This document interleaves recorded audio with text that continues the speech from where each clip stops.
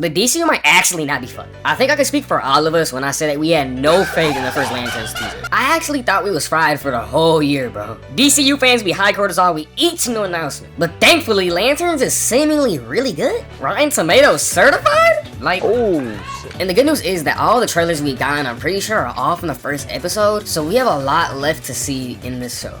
But for now, fuck, who's calling me? But for now, let's talk about the Bible. For the new people in the bag, I'm Snoopy. If you enjoy people yapping about superheroes, consider subscribing. We on the road to 100 subs, then 1K subs, and 10K subs, then 100K subs, and 1 million subs. you get the point, so if you're one of the first, I really appreciate it. Anyways, let's get back to the video.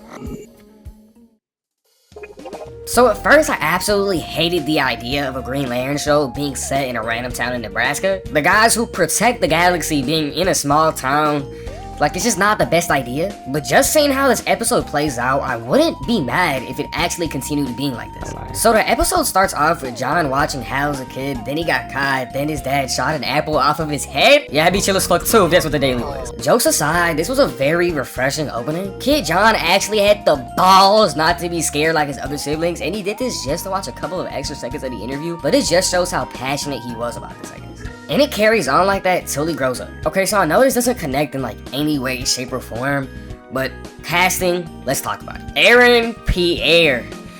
This man is sexy as fuck, man. But besides that, he looks exactly like John Stewart. Just a little bit lighter, but it really depends on what version you use of him. But man, this dude was really born to play John, bro. I don't know much about this dude. The only movie I've seen him in is Rebel Ridge. And he's a pretty phenomenal actor, but he's also the type of guy to play the same roles. And for him, he's the guy who's always calm under pressure. But it works specifically for the show because John Stewart is, of course, the guy who's always calm under pressure. So it fits perfectly. So 10 out of 10 casting, no doubt. And as to Kyle Chandler, I'm gonna go hold y'all. I've never seen this man before the show. But ultimately, that doesn't matter because he fits Hal Jordan. Now, while I can't exactly say that he looks like Hal Jordan all that much, but the strongest part about his adaptation is how full of himself he is. And also how very unintentionally funny he is. And it's not overly fucking forced like it is with Ryan Reynolds, for example. They made him so cocky and brash, but they don't make him likable at all, so he just comes off as a dick. But Kyle's Hal was very likable while also being a dick, so needless to say, it's peak casting. But how's their chemistry, man? Well, that's also peak too. They look like they actually hate each other, but it's on some chill shit though, you feel me? It's low key. But we see later on that even though Hal's a total dick to John, he still holds a lot of respect for him nonetheless. Hal Jordan, Green Lantern.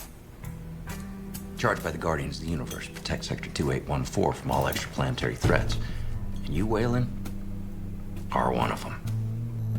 Good Christ, he really is full of himself, isn't he? Can't be easy, having to learn from someone you don't respect. I do respect him. Come on. I do. Why? Oh no, he's fearless. If you care about people, you know, husband, wife, parent, kid, then you're scared of losing them. First time he strutted up to me, I could tell Jordan doesn't care about anybody. And nobody cares about him. He's not fucking fearless. He's lonely. I really like them together a lot. It reminds me of Falcon and the Winter Soldier for real. Now this is really where the show starts winning me over. Because when you finally get past the entire Green Lanterns and Nebraska thing, the plot is actually really interesting so far. So basically, past Hal tells present Hal to go to Nebraska to investigate some lame-ass case in the middle of nowhere. And I really thought that this would bore me to death because Green Lanterns are always at such a bigger scale. But ironically, the episode actually uses that to its advantage. Bro, what the fuck? Because instead of throwing us up into some random giant CGI space battle, or basically just watch two cosmic cops working a really strange murder case, and I don't really give a fuck. And what's funny is that you'd probably expect John to be the really serious one here, because it's the first time they're actually doing something in the first 2 months that they've been training. But Hal is actually taking this case more seriously than John is, which is funny as fuck when you think about it, because he's fought aliens, space battles, and intergalactic bullshit. But now he's here in the middle of nowhere investigating a murder where he treats it like it's the most important case of his entire life. Meanwhile, John is really just going with the fuck. And I really like that because it makes Hal feel like he's been doing this for a long time, that a smaller case is just as big as a massive one. Because Hal was really locked in this case because he thought the murders were by an alien, and it's just off of feeling. Yeah, that's so how Jordan killed it, bro. Jeez. But we're just like John here, because at first he just straight up doesn't believe that this has anything to do with aliens, let alone Green Lantern Corps. But Hal strongly believes that something bigger is happening here, so much so that he gets his ass beat just so he can go to jail to talk to the so-called alien. And because this isn't just a random person getting killed in the middle of nowhere, there's clearly something weird surrounding this whole situation. And this pilot does a really good job of making you question what the fuck is actually going on without giving you every answer immediately. And that's probably one of the strongest points of this episode. Like, yeah, the teaser looked boring and the first episode still very much looks boring. And it really looks like this could be any other type of show, but somehow I'm actually invested. I want to know why Hal was so convinced that there was something alien related. I want to know what's actually going on in this weird town, and most importantly, how does this connect back to Lantern Corps? Green Lantern is a character whose entire mythology is built around aliens, spaceships, and different worlds and different Lantern Corps, and it still has me interested in a murder investigation in Nebraska. And it's actually the smartest thing that they could have done for the pilot. They're giving us the characters first, establishing Hal and John's relationship, and they're giving us this mystery, all while they're slowly reminding us that this shit is connected to something much more massive. And you know what else is massive?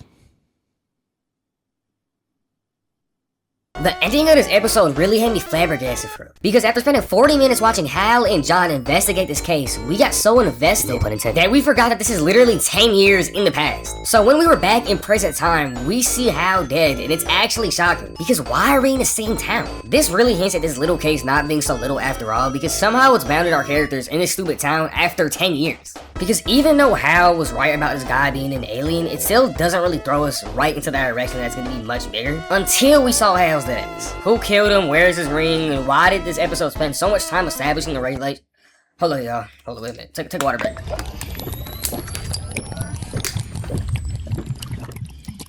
Why did this episode spend so much time establishing the relationship between Hal and John if this is where we're going? And that really makes me excited for the rest of the season, because now the show is actually giving us a reason to care for the mystery and as well for Hal and John. So now I need to know what the hell actually happened between this time jump. I really thought we were fried coming into the show, but now I think we really have a new hope for the DCU. I'm out of word, folks. Please let me know what you guys think in the comments. Flame me if you want it, glaze me if you want it, and subscribe if you want it. Anyways, this has been Snoogie on the Snoogie channel. Peace.